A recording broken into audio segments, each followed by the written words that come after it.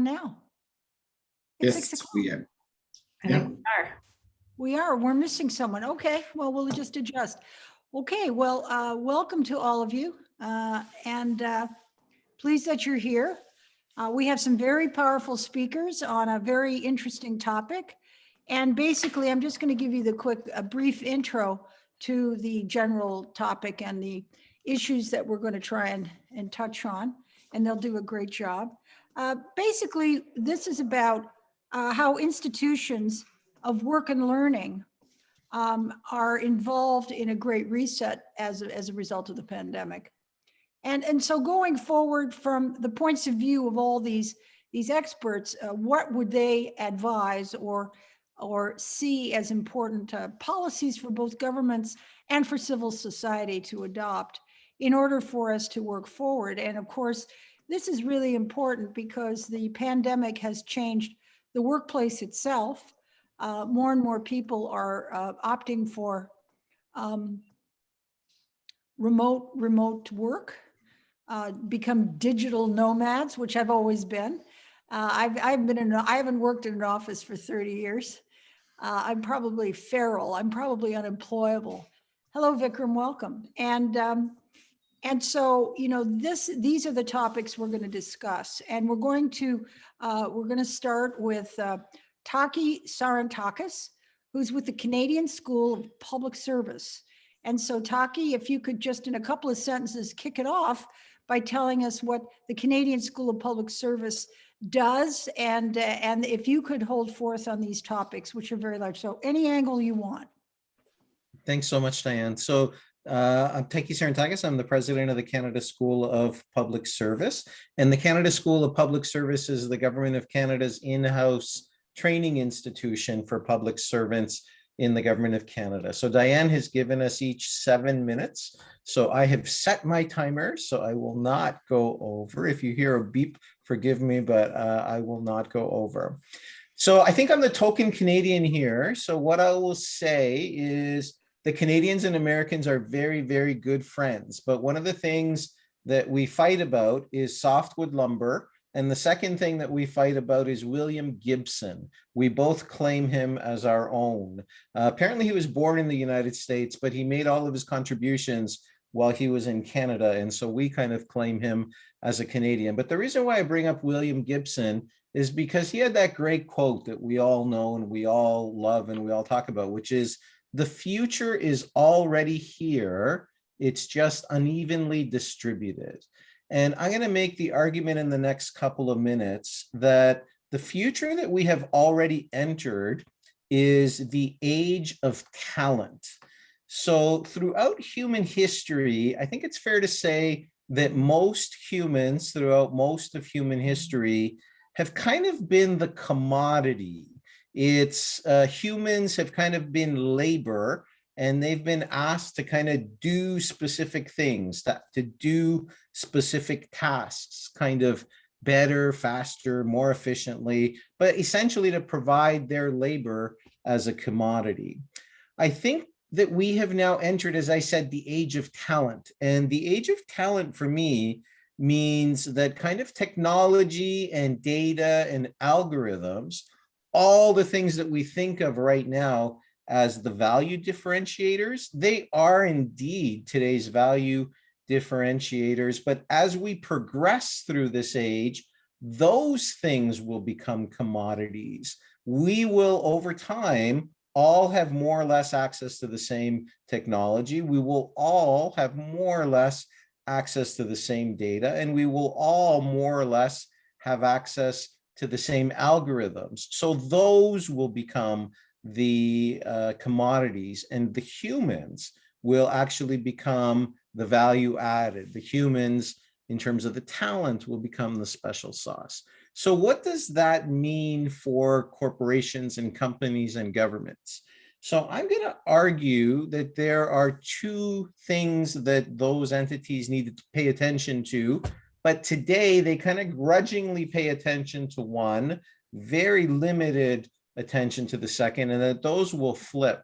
So I'm going to argue about training and learning, and I'm going to make the argument that they are fundamentally different. So both from the perspective of the employee, but also from the perspective of the employer.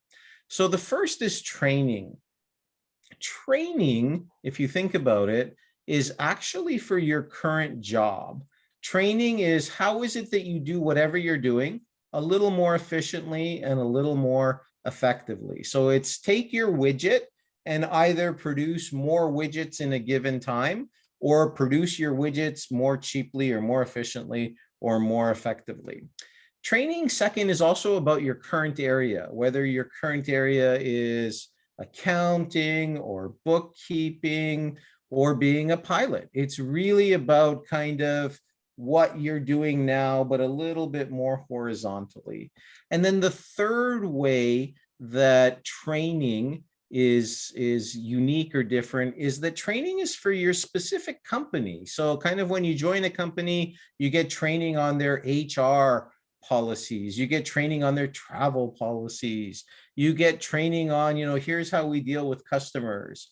So fundamentally, training, from my perspective, is not really about the employee. Training is about the company, and most of the benefits of training accrue to the company. Flip it to the other side, learning. Learning is about the employee. Learning is about the employee's career. Learning is not about the employee's current job. Learning is actually about the employee's next job. And so as an employer, you're kind of going, well, today, why would I pay somebody to train when they get up and leave? But you kind of swallow hard and you pay for the training. But then making that leap to paying for learning, that's even harder, because you're like, wait a second, why am I sending this person to Harvard or Stanford for a week or 2 weeks to study data or AI or leadership, something that isn't specific to my corporate organizational mandate? So that's really where I think companies going forward, that's, I think, going to be the so what. I think more and more employees, as they become talent, as they become scarcer, are going to demand learning. They're going to demand more learning, and they're going to care less and less about training. The second thing is employees who are talented, and more of them, as I said, will be talent differentiators. Those are the people that are going to see learning from their employer as a commitment to them. And then the third is that those employees, the talent, they're going to see learning as a type of a stickiness or a type of an attachment to their employer. So again, the smart companies going forward will not just embrace training, which is kind of what people do now, or the best people do now. Unfortunately, not as many people do it as they should. The best companies going forward will embrace learning. That's terrific. I like the distinction between the two. Just a little supplemental question for you. I'm not sure that the Americans in the audience would understand that a bigger chunk of the Canadian economic activity is government run and owned or regulated. So my guess would be that, the federal government, I don't know, has 1 million, but, generally speaking, I think, but 25% of all people with jobs in Canada are working public sector, not for profit, those kinds of things. So I wanted you to just briefly talk about the difference in terms of what you're talking as applied to people that are in in the public sector workforce as opposed to the private sector, because I think it's very different. Yeah, absolutely. And you're right. The public sector is a larger percentage of the economy in Canada than it is in the United States. But even that being the case, i.e., where there's portability, more kind of a bigger university sector, say, or a bigger hospital sector that's public, even at that, we do not do training as well as the Europeans do. The Europeans take training and they make it more industry specific. And so not only are we behind on training, which is not good, but we are well behind on learning, because learning is really what's going to be generating the value going forward. So I think what I'm trying to say is we're not doing a great job on either of these, but the companies that do well and the governments that do well going forward will be those that really place the value on learning. Interesting. Very good. Thank you. The next speaker up is Vikrum Aiyer, and he's with ACLU. So if you could just briefly explain your organization and then hold forth on the topic at hand. Absolutely, and sorry for being tardy into the Zoom party here. Good to be with you all. I am the Deputy Director of an arm of the ACLU that oversees a lot of our economic justice advocacy and gender justice advocacy. So I may kind of use the prompt for this panel session about how we create more inclusive practices, take that a little bit more literally when we apply a very strong equity lens at the ACLU to think about how we create patterns and ladders of upward mobility.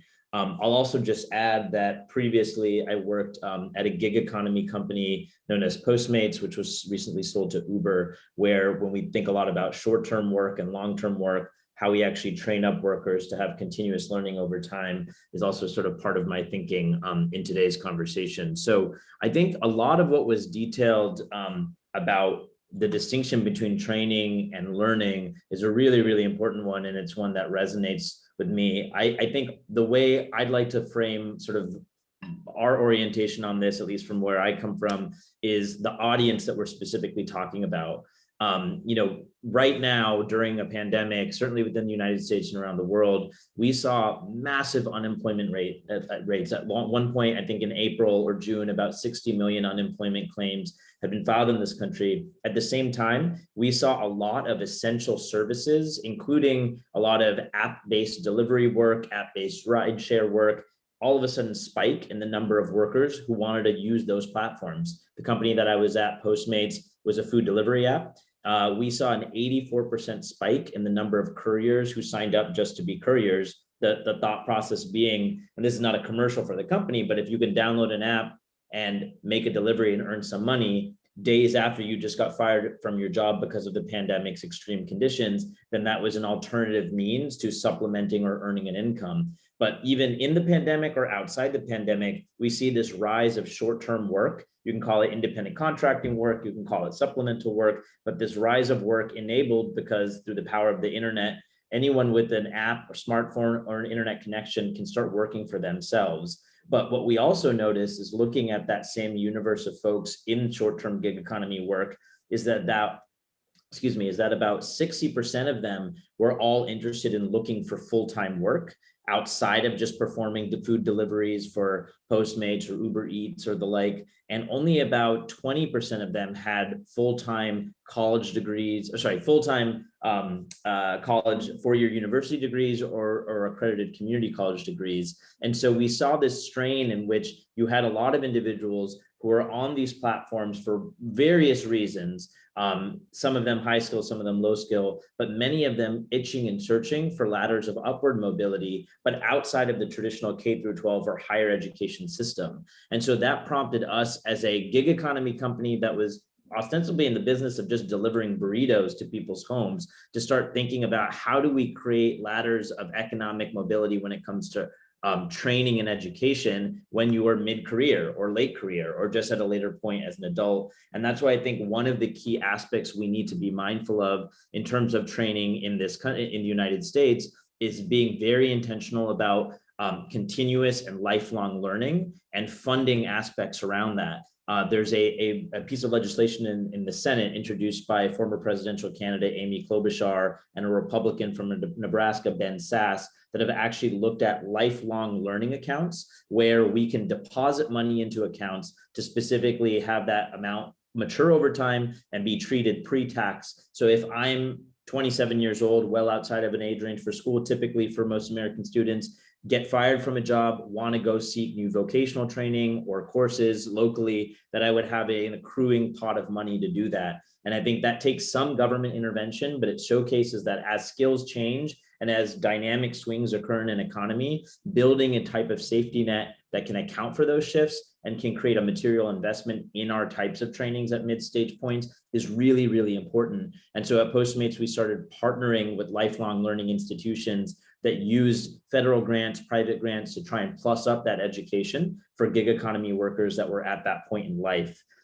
Separate and aside from lifelong learning paths, I do think that, it feels like every 2 weeks for a while, there was a new McKinsey or Bain report that came out talking about skills and AI and automation and how all these jobs are going to be turned upside down. I know that's a topic that's near and dear to everyone at this conference, but talking about making sure that we are investing in job training for those jobs in underdog communities or traditionally overlooked communities where that tech has not necessarily taken root, I think has been amplified as a possibility, especially in a remote work environment. It used to be just a few years ago, particularly when JD Vance's Hillbilly Elegy book kind of took the nation or took the world by storm, that we felt that a lot of tech investments and venture investments needed to be made by creating innovation clusters with physical investments in flyover states or other parts of the country that didn't normally see that kind of those shops set up. And I don't think that's not true. I think we shouldn't overlook the fact that we should make material capital investments outside of just Boston and Silicon Valley. But now that we have remote working environments and learning environments, being more amenable to making sure that a student in Fresno, California, that doesn't have the fancy Berkeley or Stanford computer science degree, but wants to learn Python or wants to learn JavaScript, has access to new skills and new job training programs, I think we ought to be doing with way more intentionality that involves public and private sector commitments to make sure that we are investing in underdog cities. But instead of just having opportunity zones in this country where we provide material tax breaks for real estate companies to develop in industries in areas that have traditionally been overlooked, we should similarly provide financial incentives to ensure that communities from a talent perspective are invested in that have traditionally geographically been overlooked. And then the final thing that I'll say is that because there has been a lot of changes in our economy when it comes to work and the types of tooling and the types of innovations that are out there, I would urge all of us in this country, and Diane, this speaks a little bit to what you were saying about Canada having such robust government interventions, but taking a look at Germany's model in the way that advanced manufacturing seems to be a beacon on their hill, but they have very tight synergies between not just the original equipment manufacturers that are doing the innovation, but also universities and labor unions that are then able to export the knowledge from that state-of-the-art technology and not be afraid of it, not worry about job loss, but actually try and skill for it downstream, either at the university environment where education is still possible to train up for the jobs, or when you're already on the factory floor and in the labor environment where unions can be working partners. I think that's really, really important because sometimes when we think about new technology and the threat to work or work as we know it now, sometimes labor unions are sort of caught in between as whether they need to safeguard what work looked like and therefore be a little old guard about it and defend like a quote unquote status quo.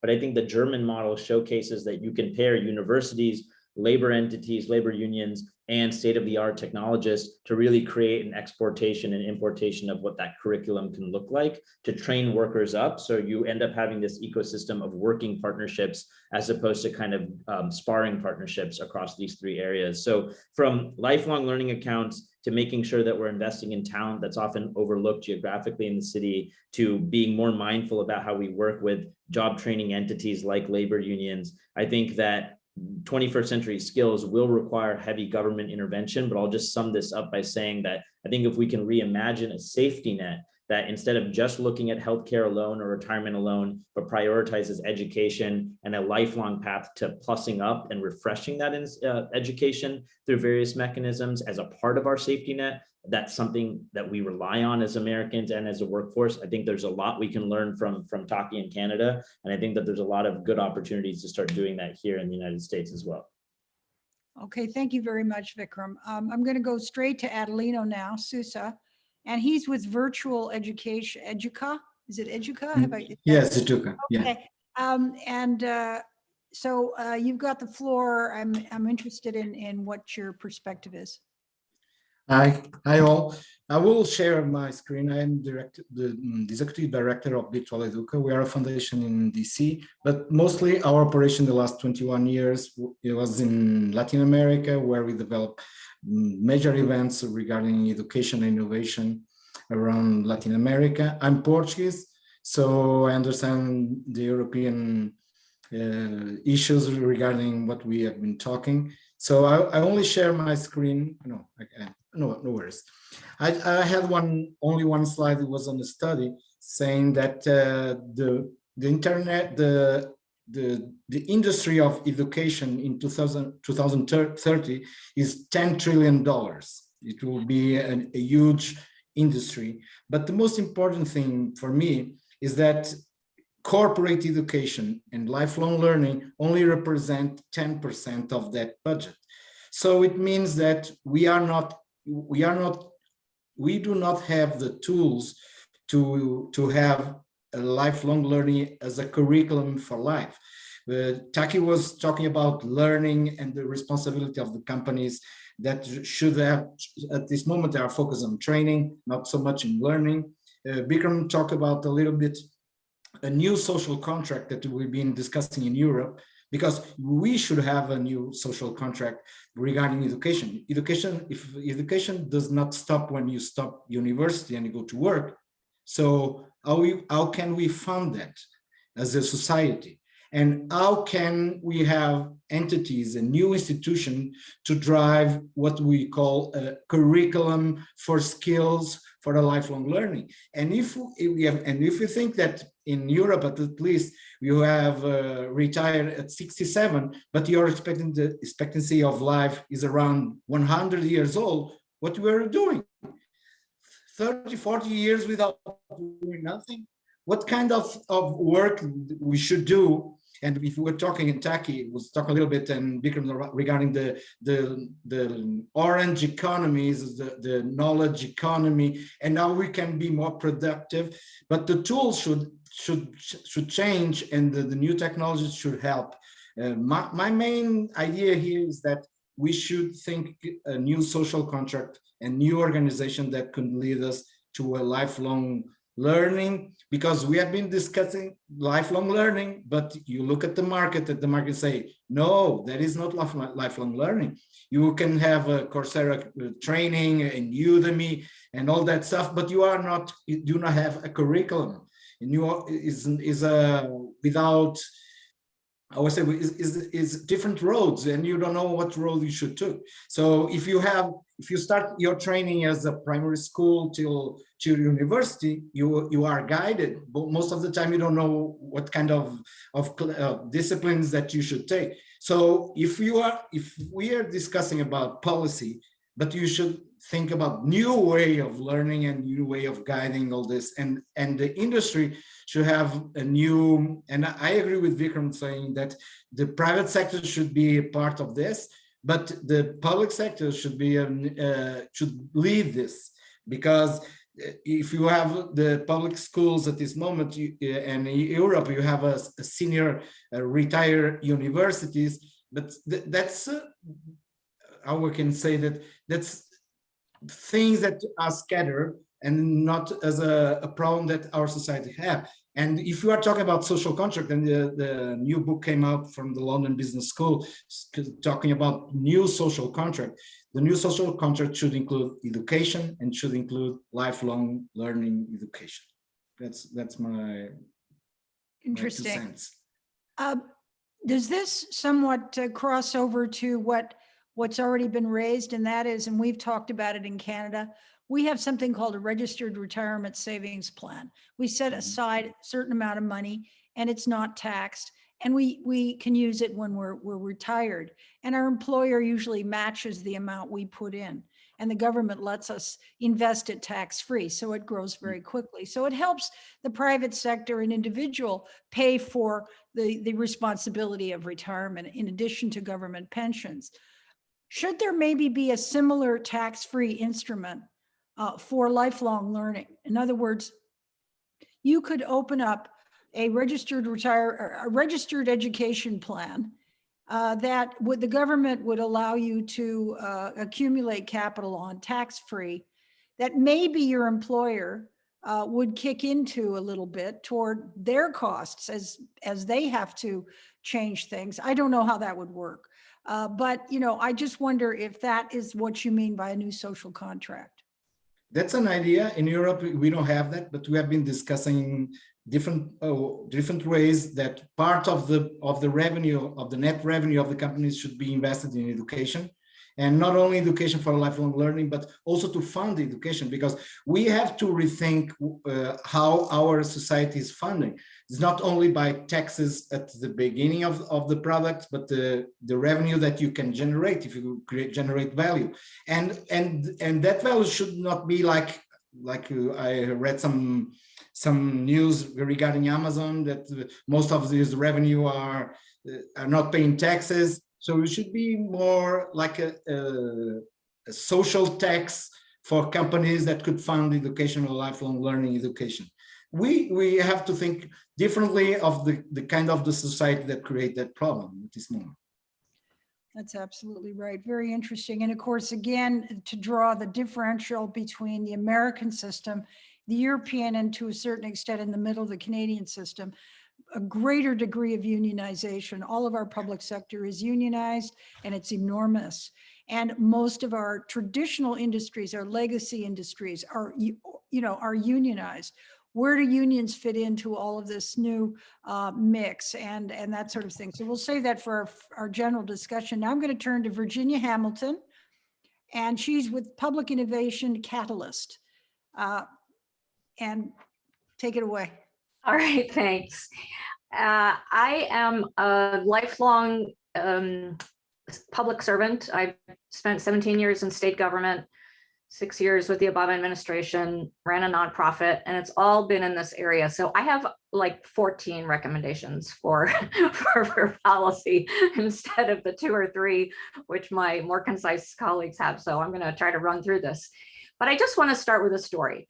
A friend of mine runs workforce programs in the Central Valley of California, which is very agricultural. He was at the manufacturing or food processing plant where there were about 200 women who were sorting tomatoes. And there was a big shiny machine in the corner. And he asked the owner, who was giving him a tour, what's going to happen with that? And the owner shushed him and took him into his office and shut the door and said, we have 3 more of these on order. And when they're up and running, instead of having 200 workers here, we're going to have 40. And so I'm going to focus my remarks on those 160 women who probably don't speak English and who probably don't have any other skills, because I believe in the future, if you're sadly, if you're born in the right zip code and you go to college, you're going to be okay one way or another. But there are a lot of people in this country, as I think you've all mentioned one way or another, who are disenfranchised from the American dream. I also want to start my remarks by saying that I have a golden rule, which is that any policy that we develop needs to have worker voice in it. I teach design thinking. I'm very focused on making sure that anytime we make decisions in the government, we make decisions in the government with the people that policy affects, not at them or for them. So a couple of recommendations from me. One is, and it's sort of boring and not sexy, but we need to update all of our systems. The unemployment insurance system in the United States throughout the country crashed during COVID. It crashed in the Great Recession. We need systems that aren't built in COBOL, and further, we need systems that reflect the new economy, like gig workers, for example, as Vikrum was saying, who only during the pandemic were able to get unemployment insurance, but that's not a general rule. So there's a whole bunch of policy work that needs to be done about refreshing our unemployment insurance system, our disability insurance system, and job training. I think we need to think about new worker protections. I worked at the Department of Labor where we had OSHA, right? We have lots of health and safety regulations that are for an old economy. What happens when you're a worker and you're working with a machine and the machine is actually doing more of the work, as Taki was talking about, and all of a sudden the software changes? Do you have rights as a worker to get a certain amount of training in order continue to meet your production? What about all those people who are used to be chatty people in the grocery store helping people bag, and now their only job is to deal with disgruntled customers who can't scan things and these sort of machine checkout machines. Maybe we need mental health protections. So I think we actually really need to think about those fundamental issues. We need to talk about equity. You already have in some cases, and that means supports for the disenfranchised. We know a lot about trauma-informed care now, at least in this country. There's a lot of conversation about it.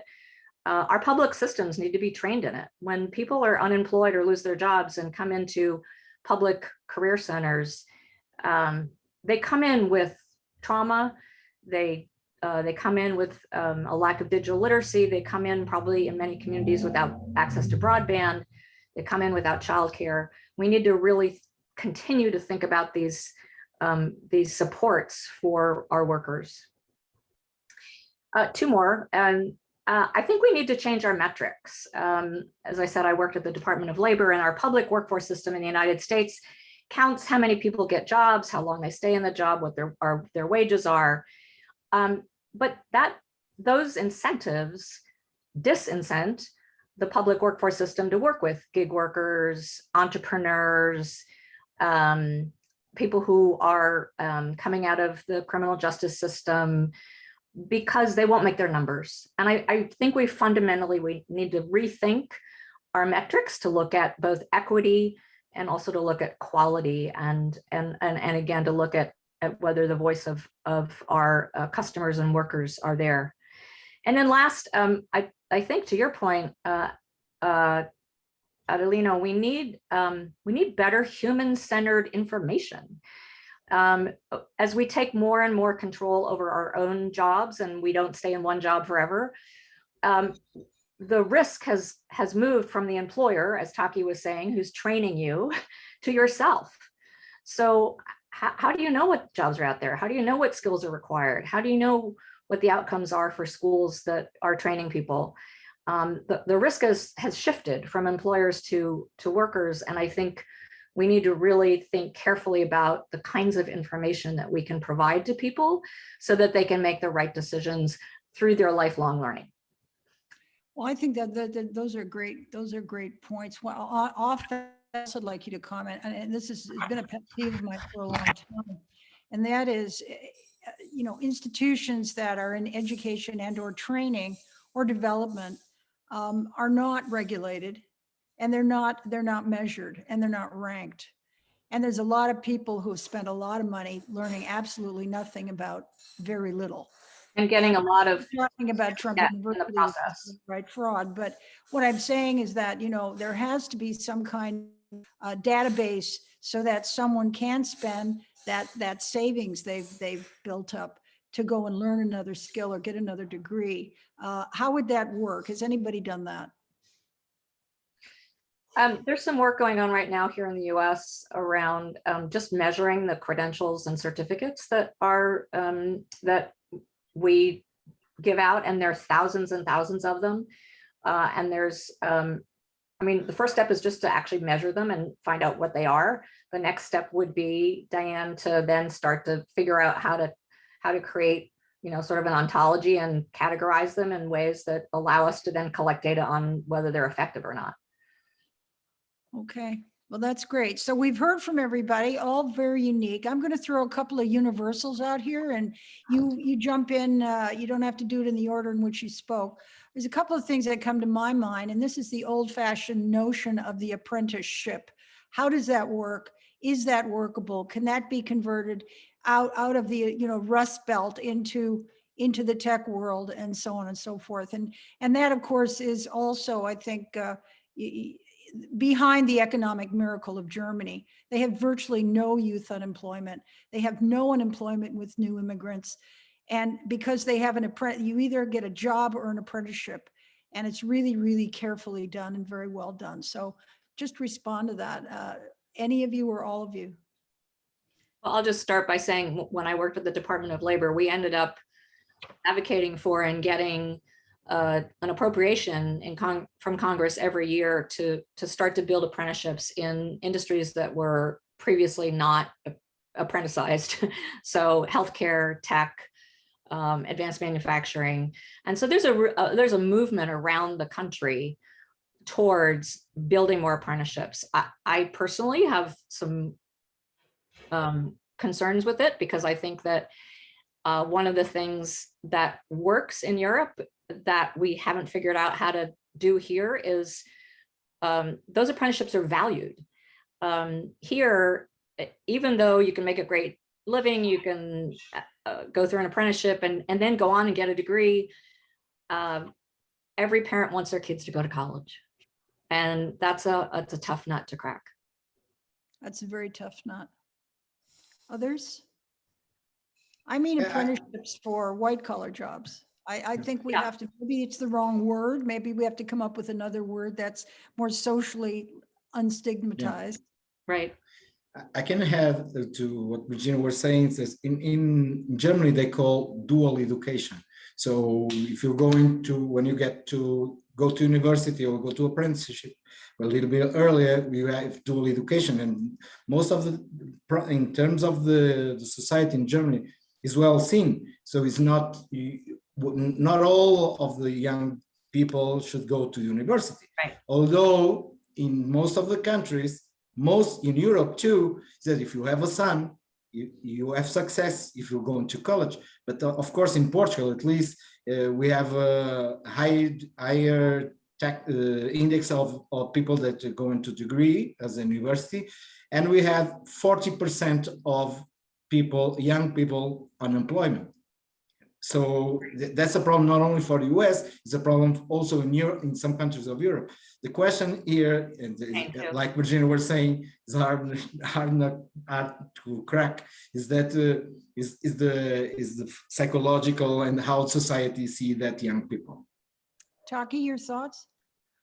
Well, I would maybe generalize it a little bit more. Like you call it apprenticeship. I would maybe lump a few things together, which is like internship, co-ops, things where you kind of go a little bit in and out of the economy and the education system. And I think this is where public policy becomes really important, because if you kind of go back and you look at most countries, their public policy is really based on the notion that people are born, they go to school, they get a job, they retire, and then they die.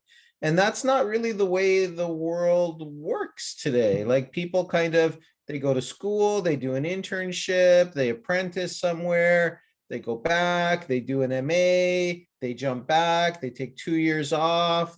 So there's a lot more kind of in and out of the labor market and education. And this notion that things are sequential is something that I really think we have to break the back of in public policy. And those countries that break the back of that linear understanding first will be those countries that do better. Totally agree. Earn and learn. Vikram, you have any thoughts on apprenticeships and as it relates to folks in the gig economy and that sort of thing? Yeah, I mean, we ended up building an apprenticeship program for gig workers and undocumented workers at our company, and it was great, but it was hard for it to catch on because we offer this opportunity, and like the number of folks that we had going into this pipeline was already somewhat slim when you think about the funnel and how many people wanted to come in. I know some major private sector employers like IBM, for example, pledges thousands upon thousands of apprenticeships annually, which is really cool if you can do this at scale. But I think, and I think Kristen Wolf or someone in the audience put this well of saying it's work-based learning. But if you pair that with Virginia's point on earning while you're learning it, whatever you call it, like the marketing does matter to brand it appropriately. But I just wanted to zero in on that if it is an internship, if it is stackable credentials, if it is an apprenticeship, a lot of times you'll find if we are applying an equity lens, that sometimes unless you're making money through this pathway and this pipeline,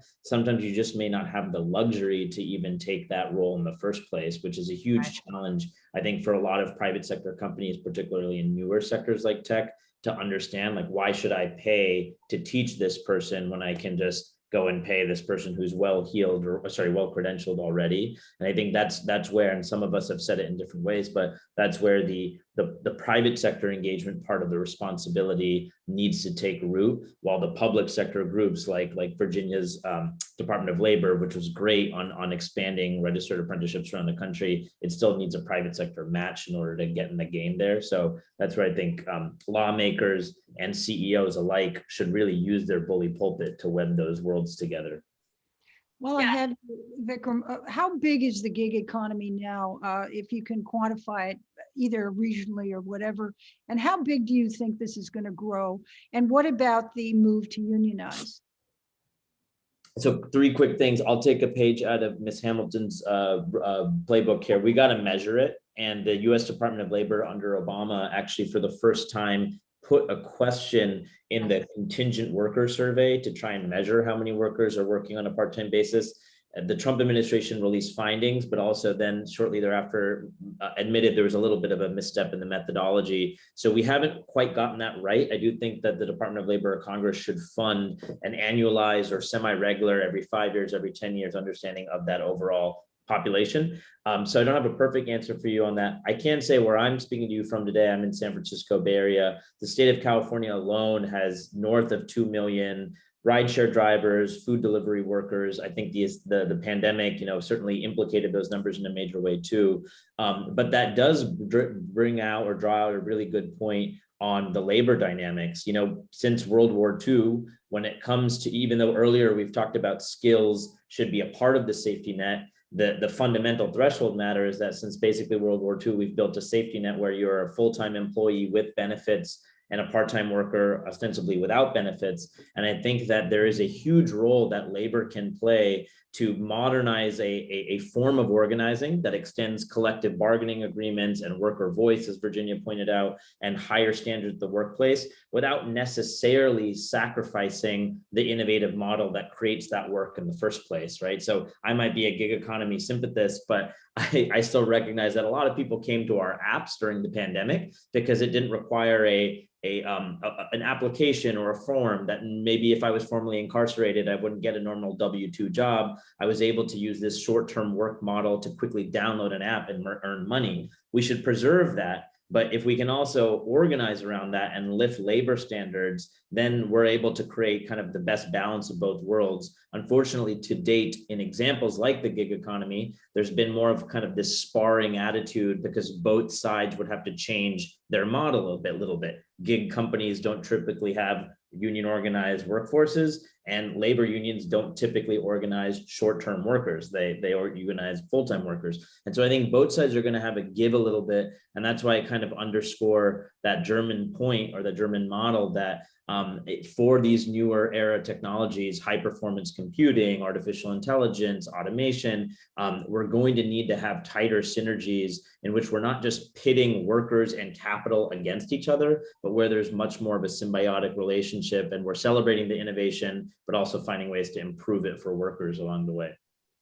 It's interesting, Taki, you have a unionized workforce in the public sector in Canada. How are they responsive and responsible in allowing changes to be made, adaptions, gig working within the public sector? Or, how are the unions, what role do the unions play, good and bad? Well, again, unions are in a difficult situation because most of the unions, their primary job, and even in legislation, is kind of to protect their current members. And sometimes that comes at the expense of kind of adjustments and futures and things. But what I would say about unions is I think unions have played an important role across time in kind of making some of these things for labor more portable. And I think one of the problems that we have in society, in all societies, is that labor just is not as portable as the other factors of production. And if you think about, if you're going to change a job and you lose your healthcare, or you lose your retirement, or you lose your life insurance, like the more you can make those things portable, whether they're portable across an industry or portable across a province or a state or a country, the more it will actually help everybody because it will make labor less sticky. And so I think it's really, really important that whether it's government or unions, that we start to take seriously the notion that worker portability is something that the future is driving to, whether we want it or not. And if we don't kind of have policies and practices that are in accord with that, then we're going to create an underclass. We're going to create an underclass of people that every time they change jobs, they've lost something dramatic to them. Well, we already have it. To your William Gibson point. Virginia, in terms of the US structure, you have a very decentralized, so does Canada. We have provinces, and Europe, of course, has 28 countries, but every one of them have different unionization protocols. Some are more unionized than others. Some are anti-union, like Hungary has become, and so on. The Deep South in the United States, the right to work movement and all of that. What role do you think a government should play in making the field pretty level so that there's not a lot of employment arbitrage that goes on? Not my area of expertise, although I will say that I have some friends who were at labor and are now at Harvard working on looking at new, do you know Sharon Block, Vikram, maybe, looking at new models of sectoral union bargaining, for example. So instead of bargaining one-on-one with a company, you're bargaining with a sector, which has some really interesting consequences, including we have that in Canada. Yeah. All the healthcare, all the nurses, all the doctors. Yeah. And I think I'm not sure whether we're ready for that. We're always behind Canada in all of our social policies. So Behind Europe. we have a nice lineup here. So just quickly, what would be if you could only get 2 wishes policy-wise that could make a real difference, not for everything, but the 2 that you think are the most important? I'll start with you, Adelino. Just 2 wishes, briefly.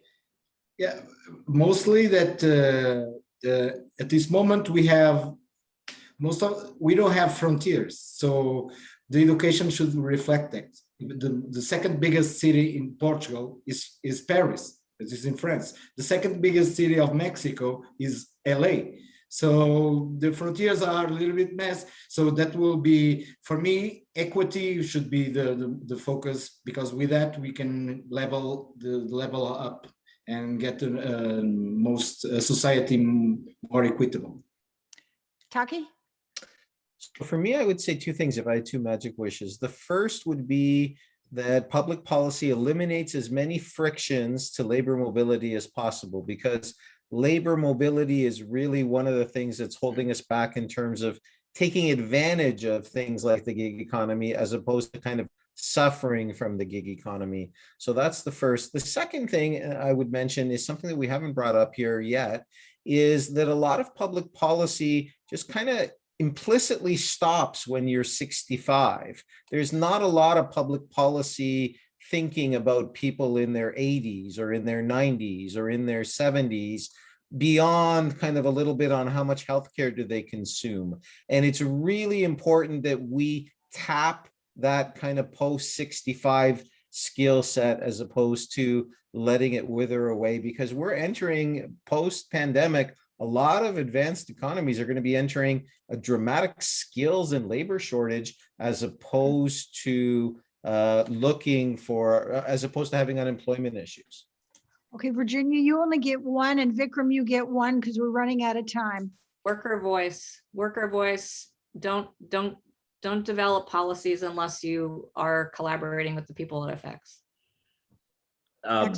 Eliminating cost barriers to education. Whether we're in an apprenticeship model or a 4-year university model, a lot of people get priced out and trapped in debt. And so ways to think about minimizing the cost of that to enter, or canceling debt on the back end, or pre-tax lifelong learning accounts, Diane, I think, as you stated, any kind of policy experimentation to make education not top shelf liquor, but accessible to everybody, I think would be a huge boon to our economy. Excellent. You've all been terrific, all brought up really unique points, lots to think about, and we're out of time and I don't have to do a summary. So anyway, have a good rest of your day. Thank Thank you you so very much. much. so much. Excellent. Bye.